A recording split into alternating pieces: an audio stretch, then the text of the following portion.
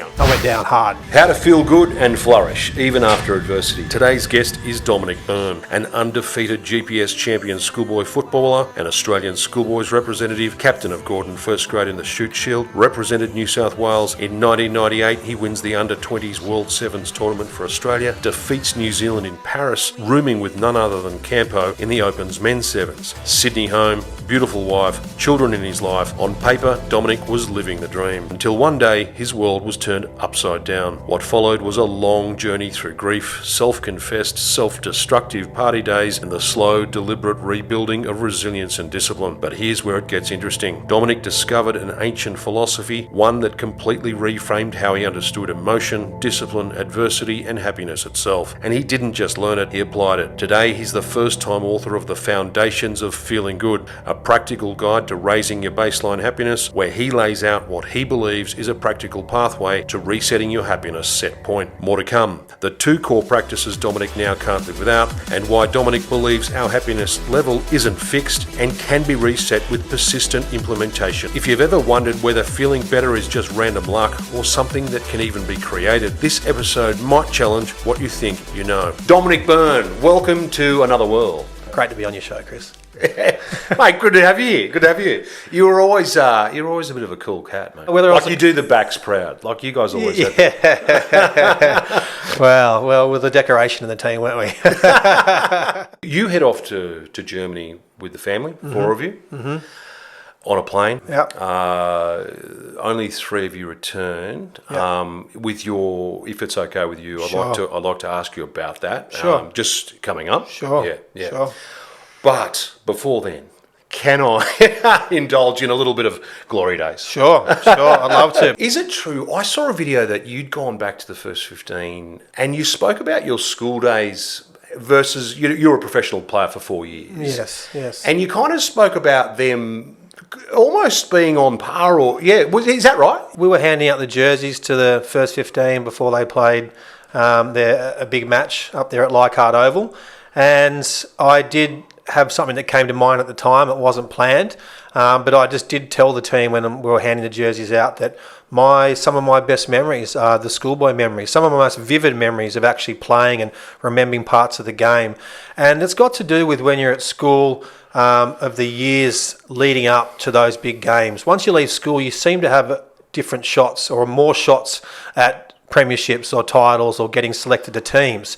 When you're at school, there's this pinnacle of multiple years lined up to this one year in the first 15, or lucky enough to have 2 years in the first 15, but it's condensed down to 8 games or so, and then you leave the school, and if you don't win then the dream's gone. So and there's also that admiration when you're a young guy in a school, you just look up and you emulate those players in an extraordinary way. And then so when you get that opportunity, you want to do the school proud and yourself proud and your parents proud. So I do vividly remember up there at Leichhardt Oval handing the jerseys over saying this game is probably going to be your most memorable games you ever have in your life. Yeah. The other thing, you didn't have, in your 4 category, stature wouldn't have been at the top of the list. No, not at all. I was quite small as in regards to a rugby player, and particularly at the highest level, playing Super Rugby and that kind of thing. I was small, and it was, I believe, while defence was never an issue for me ever. I was a good defender, and when I ran out on the pitch, if there was someone that I was opposing that was similar size to me, I was utterly disappointed. I wanted to see someone twice my size. There was something about wanting to take them down. Right. But it made it challenging for my time around the Super Rugby selection process for me. We were coming off the time where you got Jonah Lomu and big players, Vinny Barker and Tano Mugger, that are changing the game as wingers. Yeah. And so when I was sort of trying to go through the selection process, the Australian Rugby were focused on trying to acquire league players and going after your Wendell Sailors and those kind of players, and they wanted the big sort of players at the time. I was fortunate enough to talk to Wayne Pearce, and he in '86 he was just robbed of selection. Yeah. I think I didn't ask him this, but I think he turned himself into a bit of a try-scoring machine. Yeah. And I think it was to just make selection a no-brainer. Sure. Yeah. Sure. So the reason I wanted to ask you, you obviously worked out how to get selected. With that, you weren't the biggest winger in the competition. What was your modus operandi as far as trying to stick out for a selection? Yeah. There's two big parts to this as far as selection goes, and I guess going as far as that I wanted to go and not achieving those goals.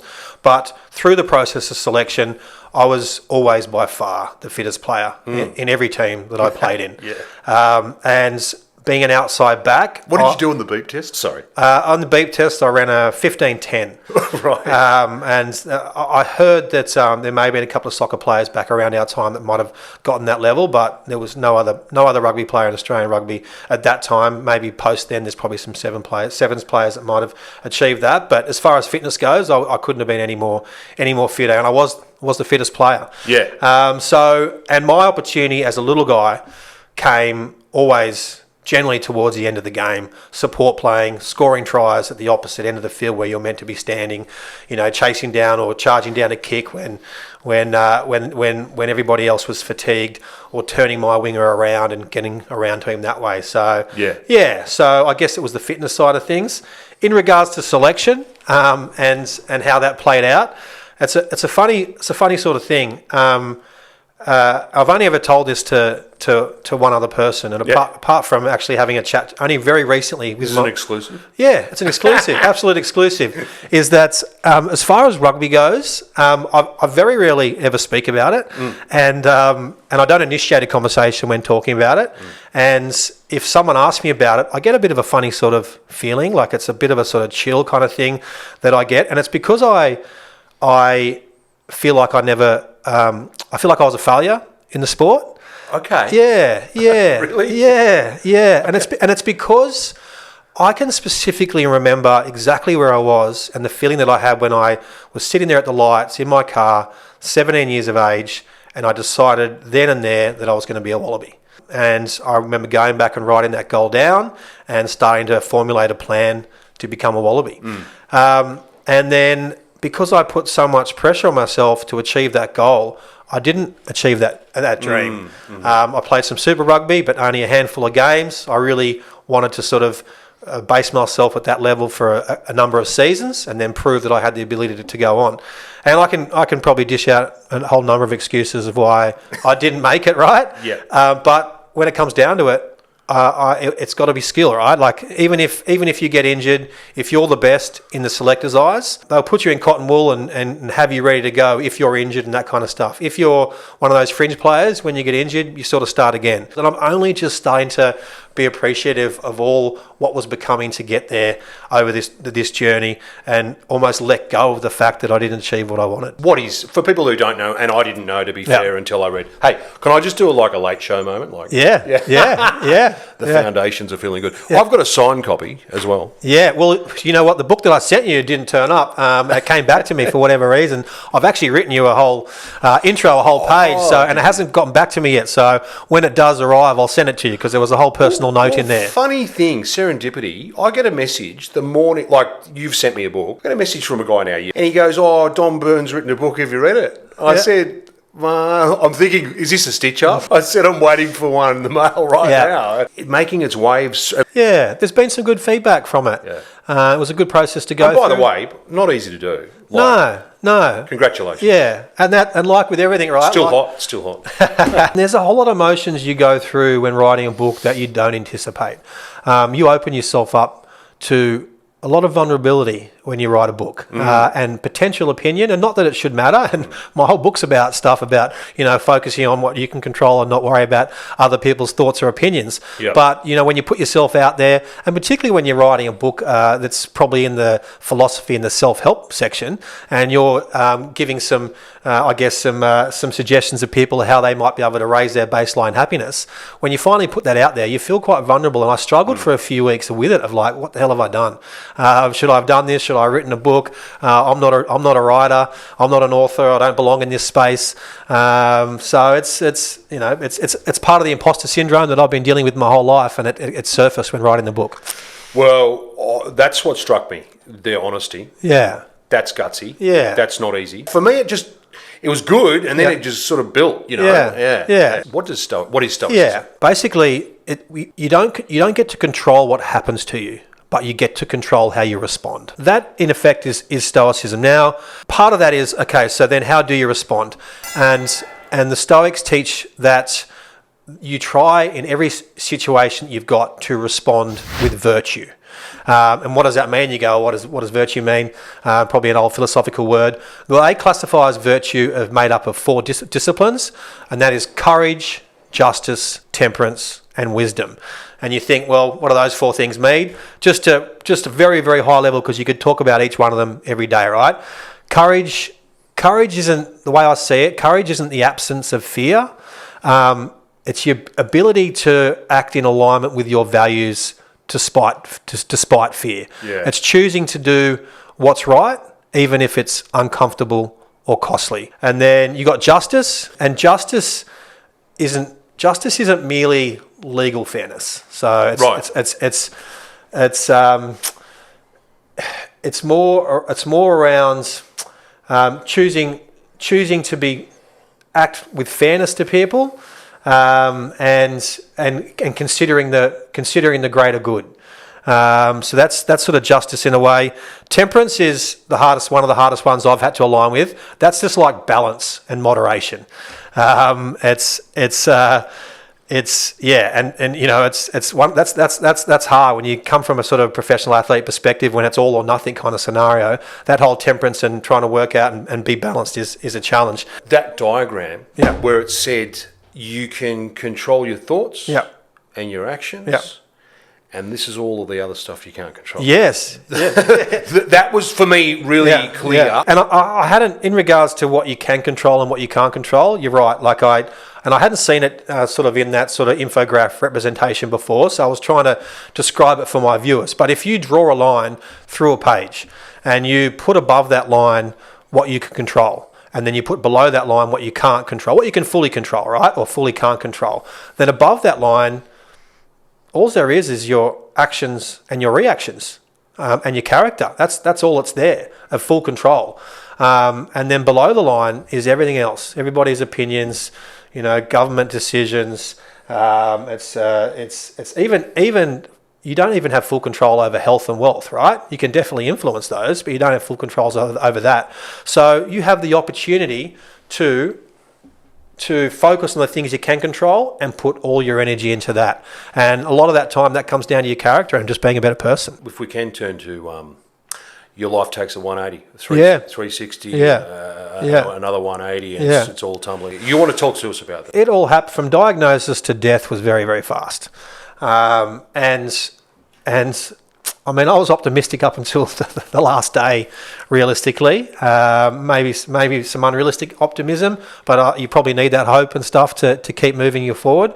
But Lou was diagnosed in July 2017, and 18 months later, January 2019, she'd passed away. Right. And so she got diagnosed with an early detection of a low-grade finding. So when you first find out, it's like, and you think about the survival rate in breast cancer these days, it's like in the 90% something. So you're like, we're good. We'll get through this. It's all going to be all right. Oh. As you start learning more, she had a rare type of breast cancer, which is a triple-negative breast cancer, and it's only a very small percentage of those people of cancer get that breast cancer, and it's the least researched one.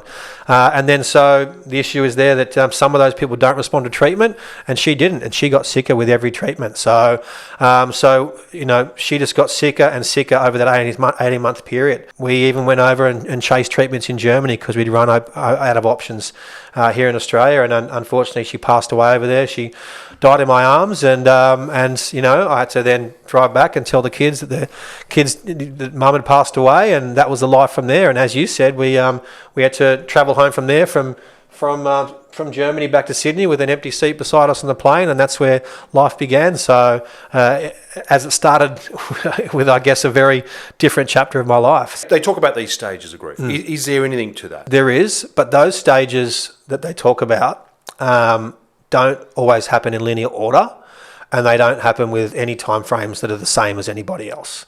So when you start talking to other people that have grieved or going through a grieving process, every grieving process is completely unique from the next.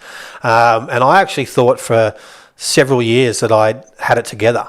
I I just sort of focused so much on the kids, and I focused on their grief.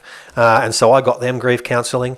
I organised, make sure that they were on top of things. I asked, I constantly had them talking about their emotions and how they felt. And I never did that, any of that for myself. I didn't organise any grief counselling. Okay. I just had this silly idea that if the kids are all right, I'll be all right. You can only pour from an empty cup for so long, and then it'll come crashing down. So it was 3 years in, after thinking things were okay, that I just got to a point where I got a big hit of delayed grief, and combined that with a little bit of burnout, which formulated into some depression and completely bottomed out. Did you? Yeah, completely bottomed out. So you went down. I went down hard. Yeah. I went down hard, and there were some days that I would drop the kids at school, and I'd come back to the house and hop back into bed and just stare at the wall, and for up to an hour or two, just trying to muster the energy to get out of bed and to get moving for the day, so my business didn't implode, or so I was at least somewhat of a support for the kids. Lou had no control over. She didn't decide to leave, right? Sure. But you had an emotion of feeling abandoned, right? Sure. Right. Yeah. So my question is, with our emotions, from your experience, we have emotions, but we're not our emotions. Yes. Right. Yes. So I wanted to ask you, should you trust your emotions? I mean, stoicism is great for this, and trying to calibrate your emotions, because you do have emotions and you need to recognize them and you need to feel them, and then it should be about then how do you respond to those emotions and how do you act out on those emotions. You can have some very irrational thoughts, and the more that you're a little bit unbalanced at the time, or could be under pressure through grief and things like that, or pressures through work or whatever it might be, stresses or past traumas, you can worry way more in imagination than reality, and you can get caught up in those emotions in a massive way. So it takes a lot of work, but you've got to put the effort in to start to understand and listen to those emotions so you can learn how you respond to them. So that's what stoicism, they become tools for you to work this out? Is that what it is? When I completely bottomed out, I knew I had to get out of that rut. And it was for the kids mainly. I hate to think of where things could have landed without the responsibility of having 2 young kids. And so I needed to get out, and so I actually came up with a bit of a plan. I wrote this plan down, and like things I needed to do to get out of this rut. And one of them, the top thing on that list was, by this time next week, tell all the very close people around you that you're not in a very good place, because I hadn't told anyone. I kept thinking I'll be all right tomorrow, I'll be all right in a week. If I run it off, everything will be all right, and it just never started to happen. And the other number 2 was to get moving. Just get moving every day. It's just and that involved for me just walking down to the local beach and just launching myself in the water and getting moving. Who told you to get moving? I just decided that was the thing that I needed to do, because I was just sort of stale in myself and struggling each morning to get moving for the day. And I thought, I've just got to get some blood going through my body and just get out there and move. And it's one of those things that if you read anything about things that should assist you in dealing with issues that are weighing you down, it's generally sort of movement and that kind of stuff. So you set a simple goal to jump off the pier at Balmoral, right? Yep. And it was for 30 days. Is that right? Yes, that was correct. That was correct. And we're in the middle of winter by this stage, by the way, when I decided to set this goal. Yeah, so it's just a simple goal. And just making myself stick to it for that 30 days, feeling like I had some agency over the decision for myself in the morning. I was right. You can at least just launch yourself into the water, and then once you get in there, you actually end up sort of swimming around and doing some old man aerobics and that kind of stuff to get moving. So it was just doing that. And then the third thing was actually engage with a professional, a psychologist, which I hadn't done. I just sort of started getting out of this rut with these things that were helping me get moving and focus on. And there was other things on the list, but that was the main thing. But then just by chance, I was just gifted 2 books around Christmas time, one by one of my siblings and one by Dad. And the book that my dad gave me was a book by an Australian author called Reasons Not to Worry, by Bridget Delaney, and it was a book on stoicism. And it was just the perfect timing. When sometimes something will come across in your life that's just meant to be. And this book just resonated with me very, very well. And there's so many books on stoicism, and I've read more than 20 since then. But this was just a very practical approach to it, and how to think about these things, of what's in your control and what's not, and how to deal with certain situations. The obstacle being the way, and the impediment to action advances action. What stands in the way becomes the way. These kind of things about just going straight through something that's blocking your path. What's an example that was blocking your path? I guess just dealing with the grief. And actually accepting the fact that you'd lost your partner and she wasn't coming back, and that you're in this on your own for the rest of your life. When Lou passed away, I had a three-year-old and a 5-year-old. And you're at an age where you can't do anything without two shadows next to you. You can't go and buy milk from the supermarket or bread late at night. You've got to chuck them in the car and go with you. And so I knew that I was sort of in this situation, and I took it on, and I believe I've done a great job. But I just had this massive obstacle of moving forward and accepting that, and getting back to where that I used to be pre-trauma. Right? If you need to be. What was the trauma moment for you? I mean, it might be obvious, but I just want to hear. It's just a combination of everything you deal with. Combination of everything you deal with when somebody close to you dies. It's because they're no longer there. You mentioned emotional overload. Is that kind of what? Emotional overload. Well, it comes in ebbs and flows. Some days, like with everything, you think you're in control of it, and you've got this under wraps, and it's all good. And then you can be completely overwhelmed at certain things. And I always got overwhelmed by a lot of little things, and that's just because obviously there's a build-up, right? There's a build-up of not expressing yourself as much, not being honest with how you're feeling, trying to potentially suppress those kind of feelings instead of talk about them and deal with them and get them out there and start working through the obstacle of trauma, to try and have this goal to be better than you were pre-trauma, which is possible. There is a thing I talk about in the book called post-traumatic growth, and you have the ability to rise further than you were pre-trauma. Getting that book from my dad, it led me down a whole philosophical sort of approach to things. I even joined a philosophy group with members from all over the world and talking about philosophy and stuff like that. And it's led me on this path of learning and reading a lot more about it and trying to discover who these philosophers were, and apply that to my life. You go from two incomes, yes, to one. And what I liked is how you went, where the hell am I going to get this time from? Yeah, well, I actually think I went from two incomes to half an income kind of thing, because obviously Oh, you're right. You were less productive. Yeah, I was way less productive. Yeah, and Lou was a good income earner, and she was very corporate and very good at what she did, and she right? Yeah, she earns probably the lion's share of the money in some situations and sometimes. You didn't have any time, so we're busy enough. We're in Sydney. You're running a business. You've got two kids. And now you're down half the engine's half gone, right? Yeah. What did you do to get? Because you said, where am I going to get this time from? And you use an expletive. What did you do? Yeah. Well, I guess I assessed and did an audit of my life and where I spent my time, right?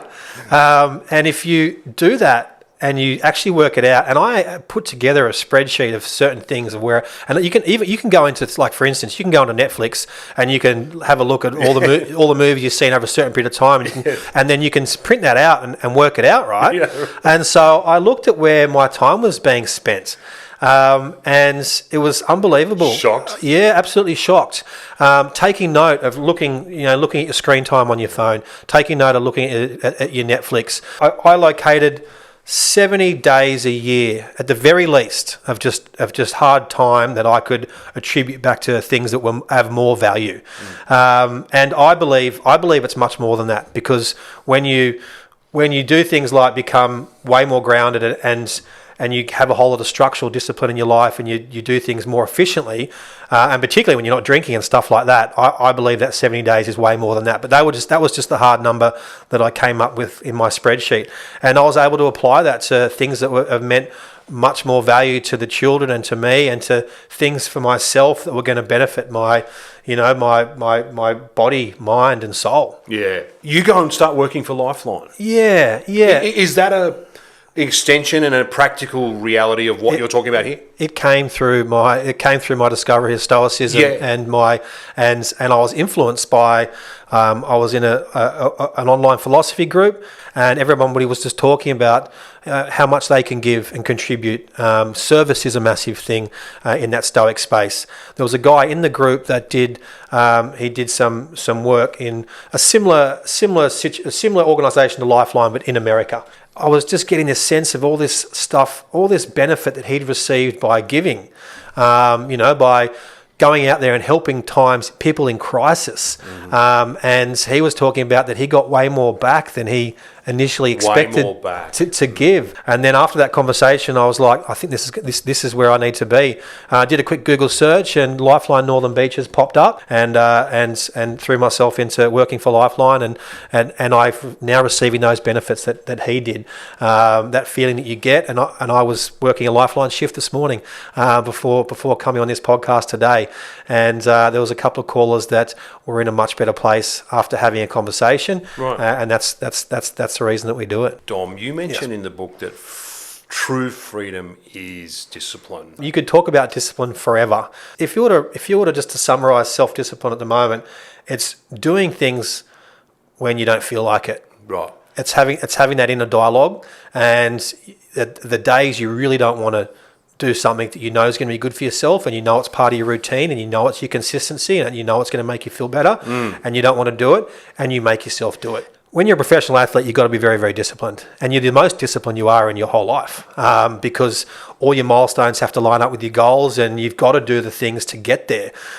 So I knew back then, when things were tough, I had to resurface that discipline that I knew was inside of me as a professional athlete, and use that discipline to get well. When things get real, it gets tough. Yeah. Having achieved what you did, in your younger years, Yeah. does that help you out? At least I was once a champion. I know it sounds a bit cheesy, but you were a champion once. Yes. Does that help you? It's a two-sided coin, to tell you the truth, and I've thought about this. Because it helps you. It helps you because you know what you're capable of. Yeah. You know the discipline that's within you. You know how far you can push yourself.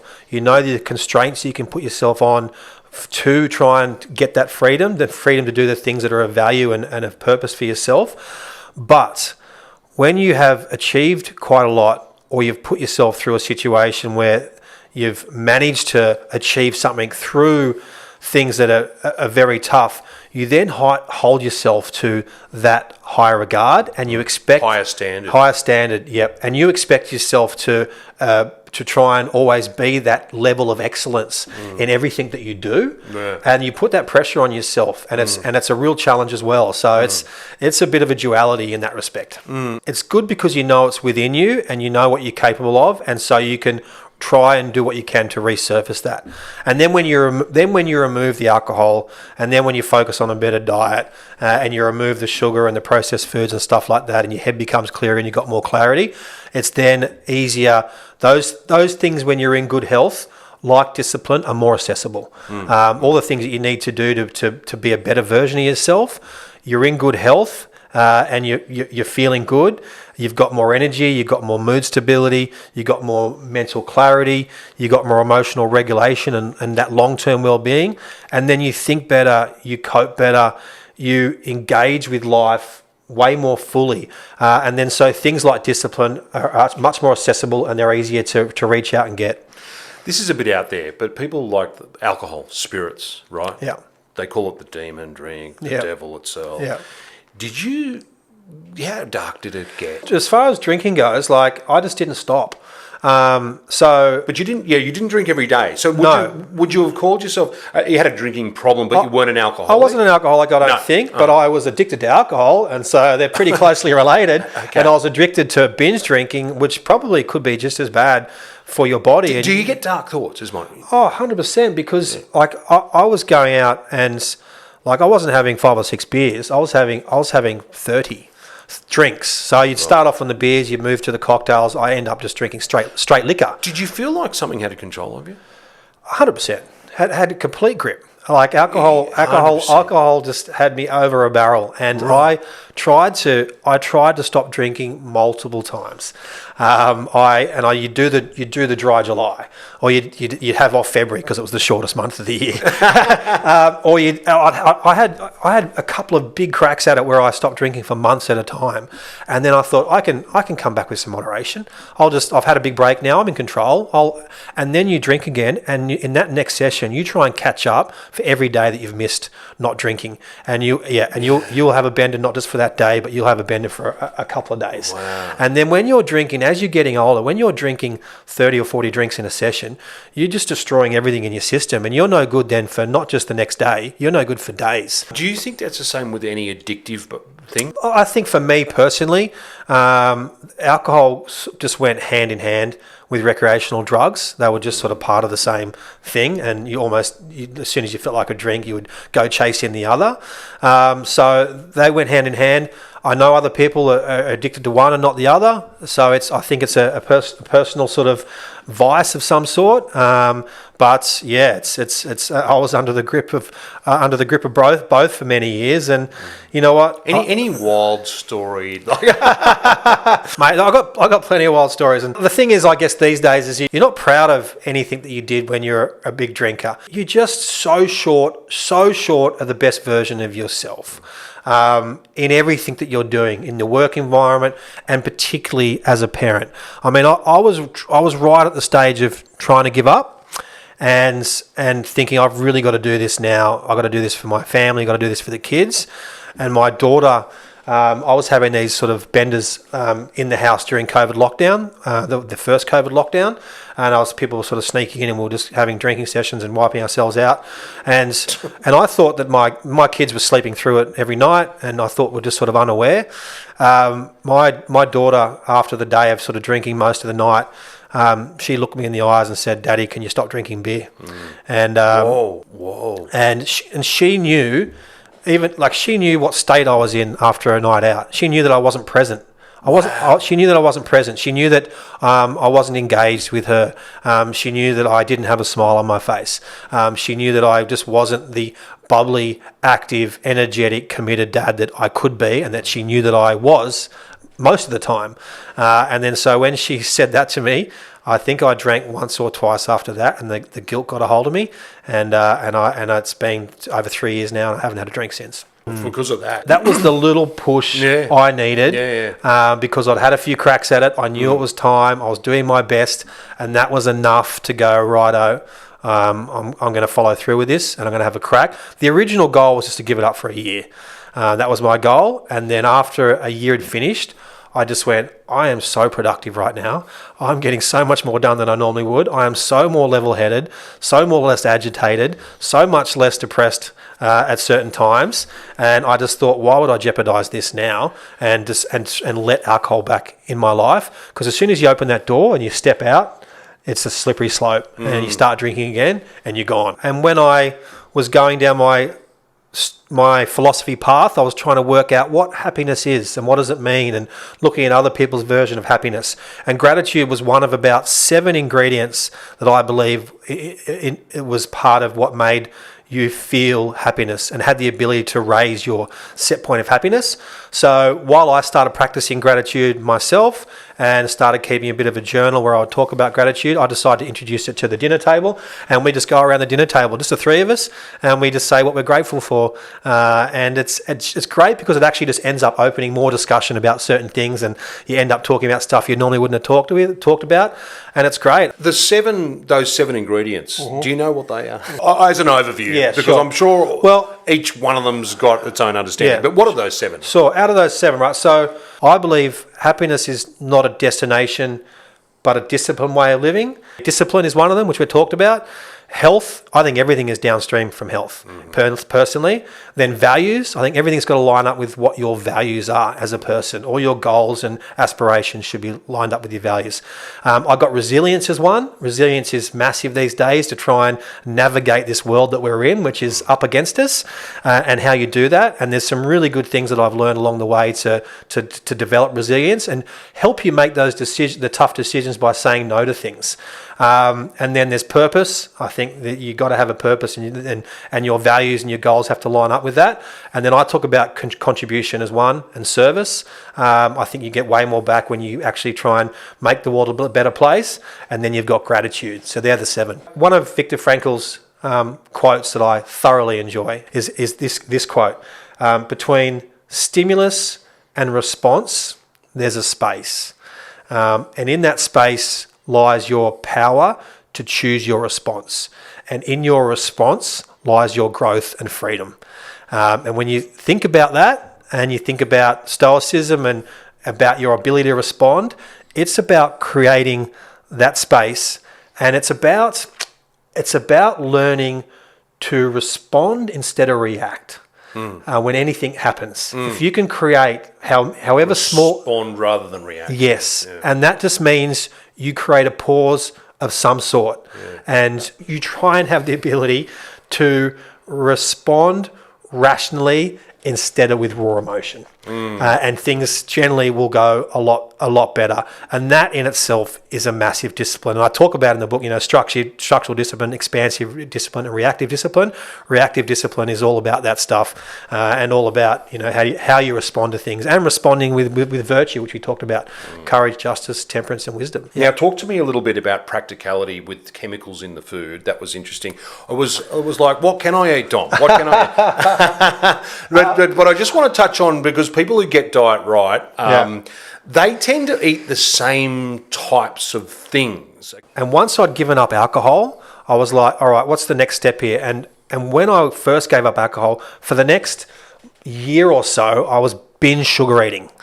Because there was you've got to replace it somehow with something that you were originally addicted to. And then you'd go out, and instead of having a beer, someone say, can I get you a drink? Yeah, get me a Coke. And you'd have 3 or 4 cans of Coke and things like that. And because I was sort of trying to channel my addictive personality into something else, you go to a party, or the kids have a whole bunch of chocolates there, or whatever, a kid's birthday party, and I just eat the whole lot. And it was like I wanted to start competitive running again a couple of years ago, and my body just started breaking down, started getting plantar fasciitis, this other tendonitis down the left hand side of my legs. My knees were hurting, all this inflammation in my body. And I was like, what's causing this? Is starting looking up information, what can I do to get this? And then I started realizing that in pretty much, if you were to walk down the supermarket shelves today, I believe that you probably need a PhD in science and a magnifying glass and a lie detector test just to understand what's on the label, because there's just you just read and it's all gums and emulsifiers and all these different sugars under different categories that you wouldn't even know about. And so it was like, all right, I've got to reduce the sugar intake first, so I cut sugar from my diet. So what's not in my trolley now? It's zero sugar, unless it's natural in a fruit or something like that. And the instant benefit that I got straight away within my body, being able to get up in the morning, I felt 15 years younger from cutting sugar. And then that caused me to go, okay, what else can I do here? What else is going to be good? What are those pictures you got in your kitchen? So the pictures in the kitchen, I've got anti-inflammatory based foods. It's things like berries. I've got like the beef stock, which is like a liquid. I've got nuts in there. I've got avocados, broccoli being one on that fridge at the moment. Fish oil particularly. Olive oil is another one that's in there. And are those images there to keep you reminding yourself to bring those? They're on the fridge, yeah. And it's just at that stage, because I was trying to become an athlete again, I've just got to remain really focused on this. So I've got to eat more of this, over-index this, and then start to reduce all the other stuff and develop discipline around what I don't put in my mouth more than some of the stuff that I do. Did that work for you? Yes, 100%. What's Dom putting in your trolley? So for me, it's just all the whole foods, fruit and vegetables, that kind of stuff. If I'm buying a bread, I'm buying a sourdough that's been made over a period of time. I think the next step from there, once you've got a control, then is going to your specialty shops. So I'll go to like Scoop, Whole Foods, or something like that, and that's where I really load up my trolley. One thing about you, Dom, is we caught up for a beer. You said at the time, eat good food. Just eat good food. We all know what that is. Yes. And we do know what it is. It's just extremely hard to do. One, because it's everywhere out there in front of us to tempt us to eat the bad food. And you have very, very smart scientists Like all the scientists that used to work in the tobacco industry now work in the food industry. That's a known fact. It's a known fact. Yes, and so all those scientists now are trying to work and put ingredients in your food to make it highly addictive, and to make it so you keep eating it. So it's basically suppresses your hunger, so you can continue to eat it. So it's a very engineered industry, Right. yeah, and the way it's run, and they're trying to keep you highly addictive. Do So, you know one of those ingredients that is addictive? Oh, They haven't got nicotine in chicken wedges, have they? they haven't got nicotine, but if you look at all the gums and emulsions, if it's something on the back of a packet that it's a word that you have no idea what it means, that's a Right, it's a tell. It's a very good indication that you can't even pronounce it. So You think they've made one up? Well, that's obviously got a name for it, but you don't know what it is and you never heard of it. And they're very crafty at how they put those labels together. Like they might have sugars or carbohydrates in a certain amount of milligrams, and then they'll have a couple of other words you don't know what they are, but if you Google them, it's just another name for sugar. So they've split the sugar up over 3 different line items. And I talk about food in the book only because that's what you probably have the most control over. I'm actually trying not to get caught up in that too much, because you'd end up just too much going on, right? The challenge. Would go for an organic diet. 100%, 100%. If money wasn't an issue, I would go to a specific organic market and I would buy organic foods there. In a way, there's an opportunity from trauma, bad experience. There's something new there. Yeah, I think I've spoken to quite a few people about this. Sometimes hitting rock bottom can potentially be the best thing that happens to you.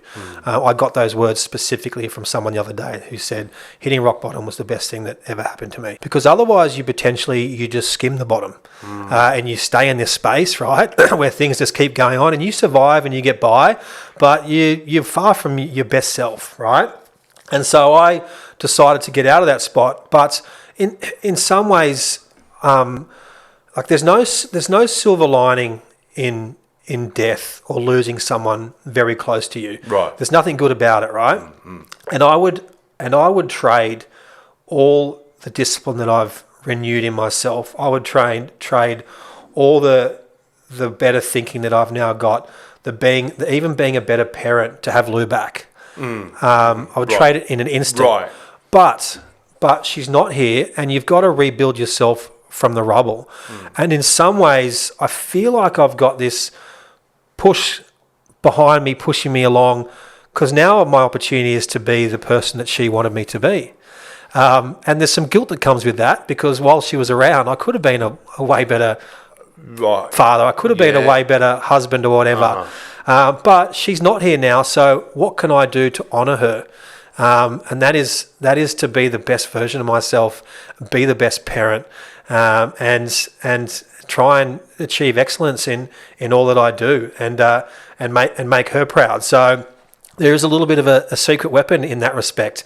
And I talk about in the book, which you briefly mentioned, there's a set point of happiness that people have, and no matter if something good or bad happens, you fall back to that set point. But from what I've read, 40% of that set point comes up to your thoughts and your emotions and how you manage those. 50% from what I've heard is genetic, and that's going to be hard to change. 10% is made up of a few other little things, but 40% you've got control over. And I've taken control over that, and I've not only got back to where I was before Lou's death, I've taken that set point a little bit higher, and I've done that for her. Obviously the kids as well, but it's something that I've done off the back of completely bottoming out and having to rise. So Dom, just as far as moving your happiness metric, do you think you've got a handle on that now? Do you think you can adjust your happiness measure? If you're able to increase your happiness set point, that's the way the psychologists talk about it. Right. If you can increase that and raise your baseline of happiness, then your highs are higher and your lows are higher. Yeah. If that makes sense. Yeah. Do you think you've done that? Yeah, I have. But you know what? I bottomed out in mid 2022. We're 2026 now. I don't know what tomorrow holds. Yeah. But for the last 2 years, I've been the most emotionally balanced that I've ever been in my life. I've been able to handle situations. I'm more productive at work, and I'm a way better parent. And that is just from the way that I respond to things and the way I manage my emotions and things like that. So I am in a much better place. I go through some tough times. I still have some bad days, and I can have consecutive bad days. And right now, being injured and that kind of stuff, I feel like I'm dragging my feet a little bit. But I also know that that's only ephemeral and temporary, and that will pass. And I can get back to that new set point that I've created. So I'm in a much better spot. From all your research and work, if you could only take two of principles, practices, elements that you could take for the rest of your life, and only two, what would you have? Health is number one, and it's looking after your body, mind, and soul. I would pick diet over exercise if I had to. If you had to. If you had to, but you do need the both of them. Yeah, no. And you got one more. Discipline's got to be up there. Discipline's got to be up there because Discipline. because you need those constraints for the freedom that I'm talking about. If you don't have discipline, you don't have anything else. Is that fair to say? Is that what you're coming from? I think so. Everything else falls apart. Kipchoge says it best: is only the disciplined are free. If you're a slave to your vices, then you're not free. From what you have gone through, you can that worked for you. If you didn't have your discipline to write down your list, start taking one step, you wouldn't have written this. I believe so.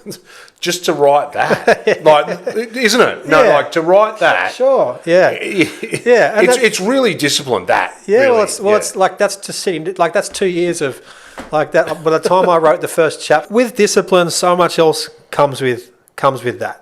You can start to wrap resilience and purpose and things like that into it, but you need the discipline to be able to change direction in your life and go after improving who you are as a human being. Yeah. That's almost a perfect finish. Dominic Byrne, thanks very much. Thanks for coming on today. Yeah, it was a pleasure. It was great to be on the show. Thank you very much, Chris. If you enjoyed this episode, you might enjoy one of these. Please like, share and subscribe. Thank you very much.